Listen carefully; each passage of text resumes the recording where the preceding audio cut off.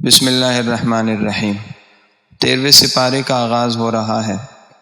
جب عورتوں کی طرف سے حضرت یوسف علیہ السلام کی بے گناہی اور پاک دامنی ثابت ہو گئی تو اس موقع پر بھی حضرت یوسف علیہ السلام نے کسی دعوے کے بجائے انتہائی تواضع اور عاجزی کا اظہار کیا اور فرمایا وما ابرئ نفسی، میں اپنے نفس کو بھی بری نہیں بتاتا، ان النفس لامارۃ بالسوء، انسان کا نفس گناہ کا حکم دیتا ہی ہے، یہ تو الا ما رحم ربی، جس پر اللہ کی رحمت و اللہ کا رحم ہو وہی گناہ سے محفوظ رہے گا۔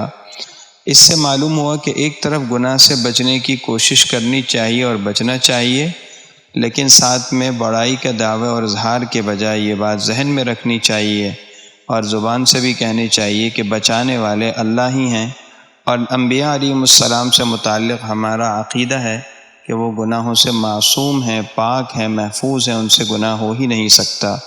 اسی لیے حضرت یوسف علیہ السلام بھی ہر موقع پر گناہ سے محفوظ رہے۔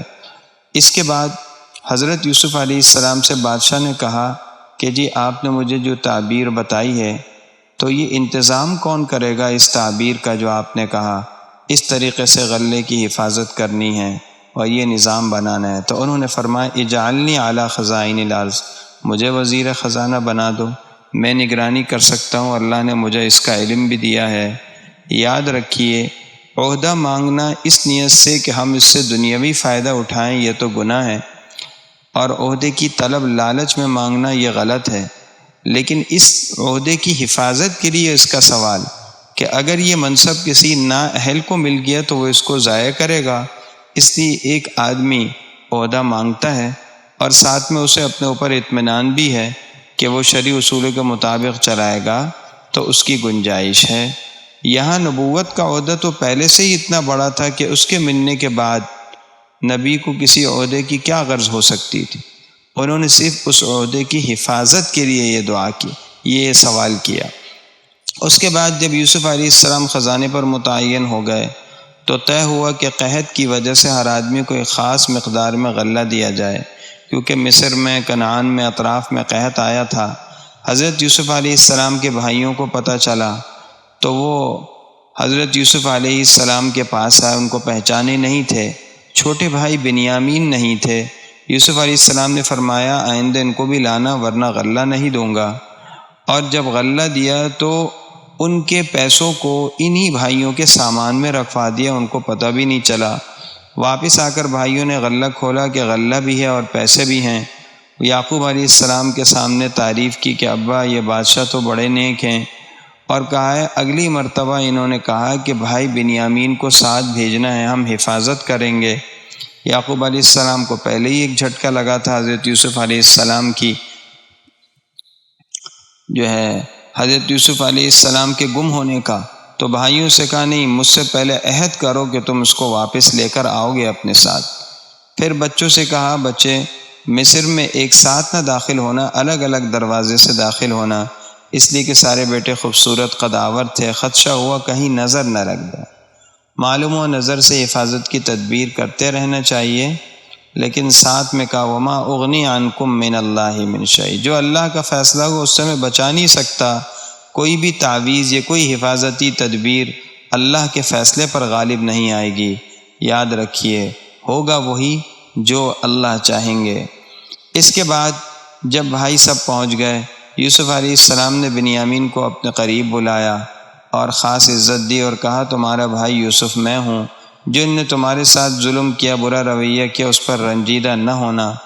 اور پھر ایک تدبیر کی جس سے بنیامین ان کے پاس رہ گئے، غلہ ناپنے کا پیمانہ اپنے چھوٹے بھائی کے سامان کے اندر رکھوا دیا، اور حکومت کی طرف سے اعلان کیا کہ ہمارا غلہ ناپنے کا جو برتن تھا وہ نہیں ہے، تلاشی دو۔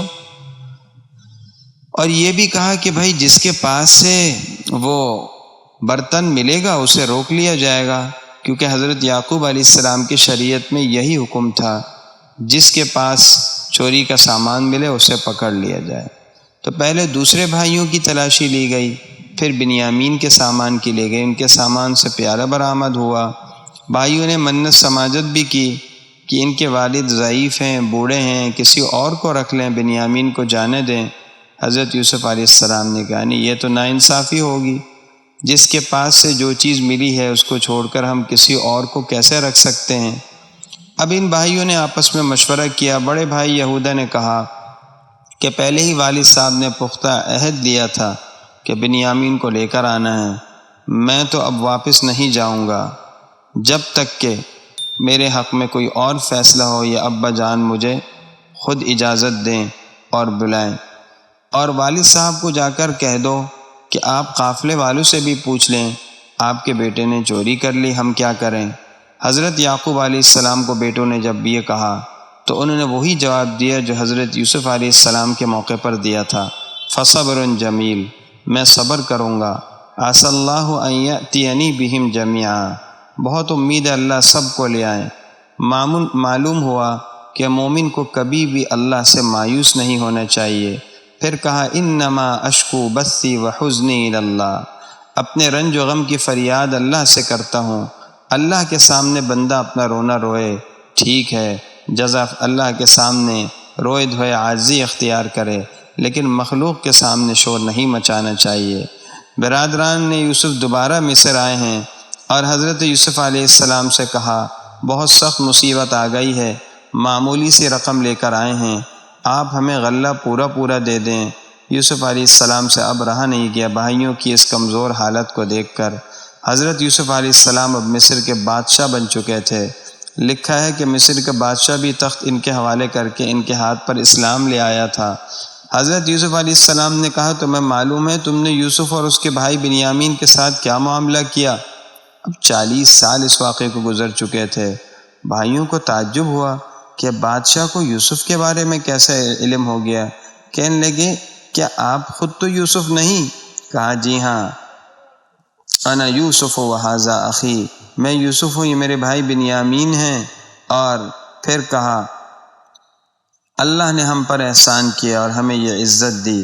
اس کے بعد ایک جملہ فرمایا، آپ یوں سمجھیے کہ سارے سورہ یوسف میں جو واقعہ بیان کیا یہ اس کا نچوڑ ہے، انہ من یتق ویصبر فان اللہ لا یضیع اجر المحسنین۔ جو صبر اور تقوی والی زندگی اختیار کرتا ہے تو اسے یاد رکھنا چاہیے کہ اللہ کبھی بھی نیک لوگوں کی محنت کو اور ان کے اجر ثواب کو ضائع نہیں کرتے۔ ہمیں چاہیے کہ ہر ناموافق حالت میں صبر بھی کریں، بے صبری اختیار نہ کریں اور تقوی کے ساتھ رہیں۔ پھر بھائیوں کو عار نہیں دیا، کہا لا تثریب علیکم اليوم، تم پر آج کوئی ملامت نہیں، کوئی طعن نہیں دیتا، ان کو معاف فرما لیا۔ اپنی قمیض بھجوائی والد صاحب کے طرف، بھائیوں سے کہا والد کے چہرے پر ڈھال دینا، ان کی بینائی واپس آ جائے گی۔ یعقوب علیہ السلام کو دور سے ہی یوسف علیہ السلام کی خوشبو محسوس ہوئی۔ جب برادران ابھی قمیص لے کر کنعان میں یعقوب علیہ السلام والے شہر میں پہنچے بھی نہیں تھے، اس کے بعد سارا قصہ سنایا والد کو کہ حضرت یوسف علیہ السلام مصر کے بادشاہ بن چکے ہیں۔ پھر حضرت یعقوب علیہ السلام کی قیادت میں پورا خاندان کنعان سے مصر روانہ ہوا۔ حضرت یوسف علیہ السلام ان کے استقبال کے لیے مصر سے باہر تشریف لائے، والدین کا خاص اکرام کیا، انہیں تخت پر بٹھایا۔ والدین 11 بھائیوں نے ان کو سجدہ کیا۔ اس زمانے کی شریعت میں تعظیمی سجدے کی اجازت تھی، کسی کی تعظیم میں سجدہ کرنا، ہماری شریعت میں یہ حرام ہے، اس کی اجازت نہیں ہے۔ اس طرح حضرت یوسف علیہ السلام کا یہ واقعہ پورا ہوا۔ قرآن کہتا ہے ہم آپ کو یہ غیب کی خبریں بتا رہے ہیں، ظاہر ہے یہ کسی کتاب میں لکھی نہیں تھی، کوئی بتانے والا نہیں تھا، یہ اللہ کے نبی کی نبوت کی دلیل تھی۔ اخیر میں اللہ تعالیٰ فرماتے ہیں یہ جو ہم قصے اور واقعات بیان کرتے ہیں اس میں عبرۃ لأولی الالباب، عقل مندوں کے لیے بڑی عبرتیں اور نصیحتیں ہیں۔ حقیقت یہی ہے کہ حضرت یوسف علیہ السلام میں قوموں اور افراد کے عروج و زوال کی، مد و جزر کی داستان ہے۔ اسی طرح اس کے ساتھ ساتھ پاک دامنی، تقوی، اس کی طرف بھی اشارہ ہے، خواب کی تعبیر کا اور سیاست کا، حکومت چلانے کا بھی علم اس میں تفصیل کے ساتھ ہے۔ پھر یہ کہ اللہ کس طرح انسان کو عروج سے زوال اور زوال سے عروج پر لاتے ہیں، اور آخر کار جب آدمی پر اللہ کی مہربانی ہو تو اسے کیا رویہ اختیار کرنا چاہیے، کس طرح اور عاجزی اور اللہ کے سامنے اور شکر والی کیفیت اختیار کرنی چاہیے۔ یہ سارے سبق اس صورت کے اندر موجود ہیں۔ سورہ رعد شروع ہو رہی ہے۔ اس صورت میں بھی اسلام کے بنیادی عقائد، توحید، رسالت اور قیامت کا ذکر ہے، اور جو اعتراضات کافروں کی طرف سے ہوئے ان کا جواب ہے۔ قرآن کہتا ہے یہ جو ہم نے کتاب اتاری یعنی نبی کی طرف یہ قرآن، یہ برحق ہے۔ علماء نے کہا حضور صلی اللہ علیہ وسلم کے ارشادات، حدیث بھی اس میں داخل ہیں، حدیث بھی سچی ہے اور حجت ہے۔ پھر اللہ اپنی قدرت کی نشانیاں ذکر فرما رہے ہیں کہ اللہ تعالیٰ فرماتے ہیں کہ ہم نے اتنے بڑے آسمان کو بغیر ستونوں کے کھڑا کیا ہے، یہ اللہ کی قدرت پر دلیل ہے۔ سورج اور چاند اپنے مدار میں گردش کر رہے ہیں، ہر ایک مقرر کردہ رفتار سے چل رہا ہے، نہ اس میں کمی ہے نہ بیشی۔ یہ سب اللہ کی قدرت کی نشانیاں۔ اللہ نے انسانوں کی حفاظت کے لیے فرشتے مقرر کر دیے ہیں، فرشتے انسانوں کی حفاظت کرتے ہیں۔ پھر کہا کسی بھی قوم کی اچھی حالت کو اللہ بری حالت سے اس وقت تک تبدیل نہیں کرتے جب تک کہ وہ قوم نہ بدلے، یعنی جب وہ خود نافرمانی پر اتر آئے، وہ قوم اللہ کی نافرمانی کرے، اللہ کو ناراض کرے، تو پھر اللہ تعالیٰ نعمتیں چھین لیتے ہیں۔ حق اور باطل کی مثال بیان کی۔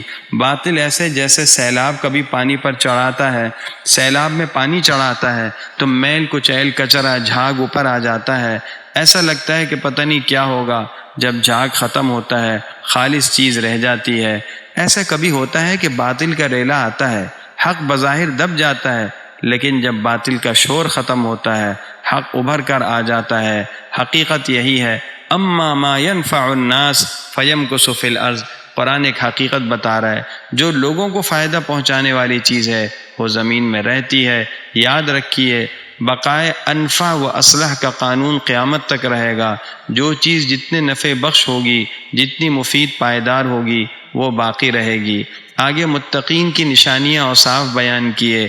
اللہ کے نیک بندے وہ ہیں جو اللہ سے جو عہد کیا اس کو پورا کرتے ہیں۔ عہد الستو کیا تھا، اللہ کو رب مان کر آئے تھے، معاہدے کی خلاف ورزی نہیں کرتے، رشتے جوڑتے ہیں، صلہ رحمی کرتے ہیں، اللہ ہی سے ڈرتے ہیں، قیامت کے دن سے ڈرتے ہیں، اللہ کے رضا کے خاطر صبر سے کام لیتے ہیں، نماز قائم کرتے ہیں، مال خرچ کرتے ہیں، کوئی بدسلوکی کرے تو جواب میں اچھا معاملہ کرتے ہیں۔ سورہ ابراہیم شروع ہو رہی ہے۔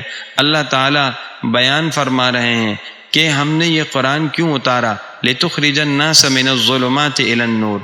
بہت سارے اندھیرے ہیں، کفر کا، شرک کا، نفسانی خواہشات کا اور دیگر گناہ کی چیزوں کا۔ آپ اس قرآن کے ذریعے سے لوگوں کو ان اندھیروں سے ایمان، ہدایت، توحید کی روشنی کی طرف لے جا رہے ہیں۔ یاد رکھیے باطل کی بہت ساری شکلیں ہیں، اندھیرے اور گناہ کی بہت ساری صورتیں ہیں، لیکن حق ایک ہی ہے، نور ایک ہی ہے جو قرآن لے کر آیا۔ اور پھر فرمایا ہم نے ہر رسول کو اس کی قوم کی زبان میں بھیجا۔ قرآن عربی زبان میں اترا، نبی عربی زبان میں آئے۔ کیوں آئے بھائی؟ اس لیے کہ اگر یہ کسی اور زبان میں ہوتے تو لوگوں کو، اہل عرب کو جو وہاں موجود تھے، کیسے سمجھاتے؟ لہٰذا قرآن اور نبی اسی زبان میں آئے جہاں جو ماحول تھا۔ اس کے بعد اللہ تعالیٰ فرماتے ہیں لَئِن شَكَرْتُمْ لَأَزِيدَنَّكُمْ وَلَئِن كَفَرْتُمْ إِنَّ عَذَابِي لَشَدِيدٌ۔ قیامت تک کے لیے اصول ہے، شکر نعمتوں کو بڑھاتا ہے، کفر ناشکری اللہ کے عذاب کو لاتی ہے۔ بزرگان دین سلف فرمایا کرتے تھے اگر بندہ چاہتا ہے جو نعمت اللہ نے دی وہ محفوظ رہے تو شکر کی کثرت شروع کر دے۔ آج معاشرے میں ناشکریاں بہت ہیں، اس کی وجہ سے ہم بے برکتیوں کا شکار ہیں۔ یاد رکھیں جو نہیں ہے وہ نہ دیکھیں، جو ہے وہ بہت کچھ ہے، اس کو دیکھ کر اس پر شکر کی تسبیح پڑھیں، اللہ کا شکر ادا کریں۔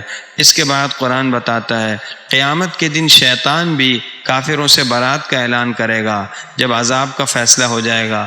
کہا ایک فیصلہ اللہ نے تم سے، ایک وعدہ اللہ نے تم سے کیا، ایک میں نے کیا۔